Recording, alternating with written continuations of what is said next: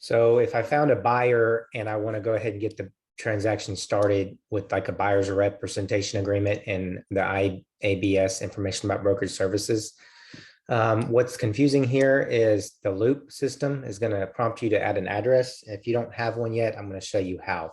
This is a very quick video. You're going to go to your dotloop account and you're going to log in. Then you're going to see this. You're going to add a loop.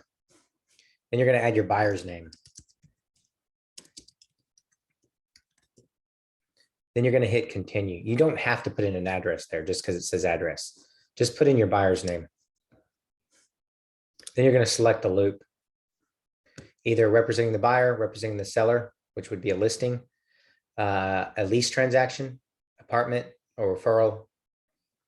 So if you're representing the buyer in a lease transaction, you would do this one. Hit continue. You don't need to upload a photo. Hit create loop. Hit view loop. This is your entire checklist. You want to go ahead and fill out the buyer representation agreement and the IABS. Where's the IABS? Information about brokerage services right here. So let's go ahead and fill out this.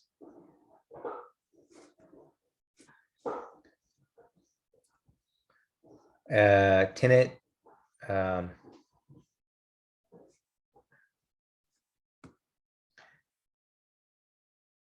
tenant agent.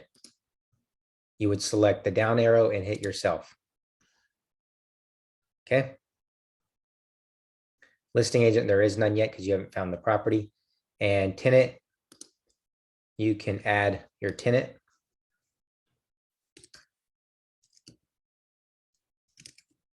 Mr. Buyer, you would add one tenant at a time. Select his role, would be a tenant. You would add his email.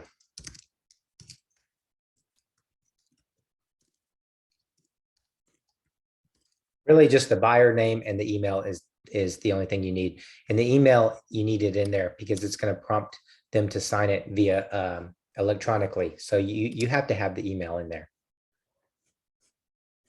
Send intro email. You can type your message like, you sign this via dotloop. Add person. So Mr. Buyer is tenant and tenant agent is me. Autofill.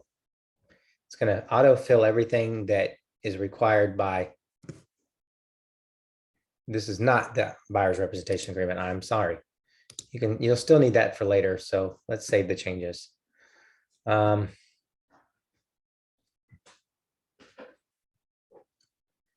here it is. Buyer representation agreement. I apologize. So same thing. Tenant, Mr. Buyer. Yes. Tenant agent, Ryan Hijic. Yes. Autofill. Are you sure? Yes. It's going to autofill. For the buyer representation agreement, you do need the buyer's current address. So you would ask them for that, or maybe ask them for a copy of their driver's license, a picture of the driver's license, or just ask them for their address.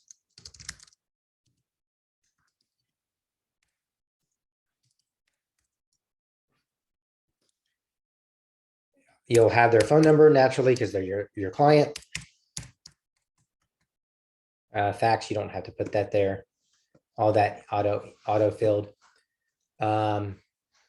This means market area. So yeah, greater Houston area will cover you because obviously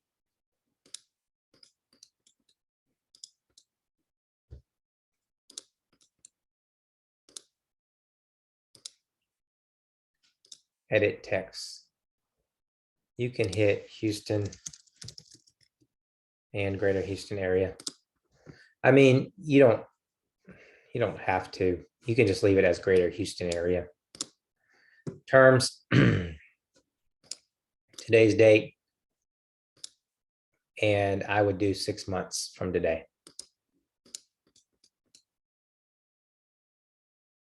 10th. That's just prompting who's going to initial it. You can sign it now if you want by just clicking it, adapt and sign.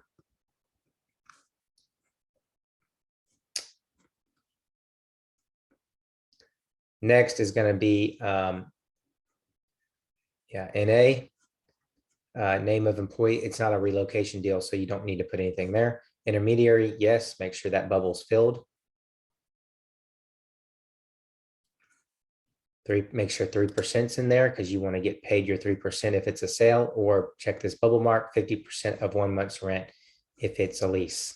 So make sure those are filled in that way. Construction, it's not a construction project, so NA.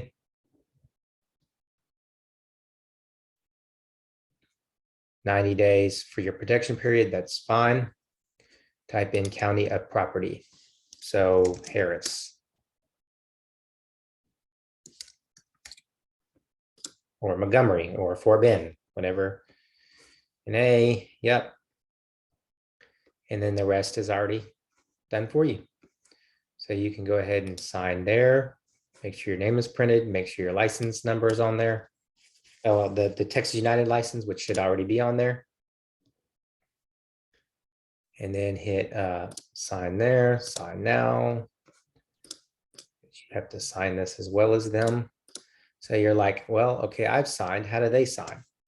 You want to hit save. Then you want to hit the back button. Then you want to make sure you get your IABS, information about brokerage services.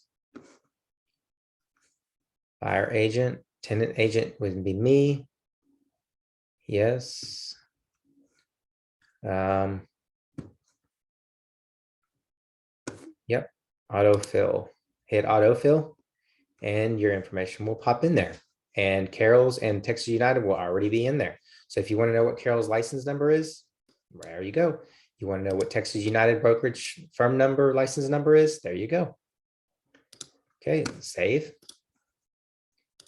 Then I want you to check the information about brokerage services and the residential representation agreement and hit share. I don't want to do that because this is a fake email address and I don't know if that's somebody's. So then you hit share. Okay. And it should, okay, it'll go to this. Thank goodness it did. And yes, who has access? Me, buyer.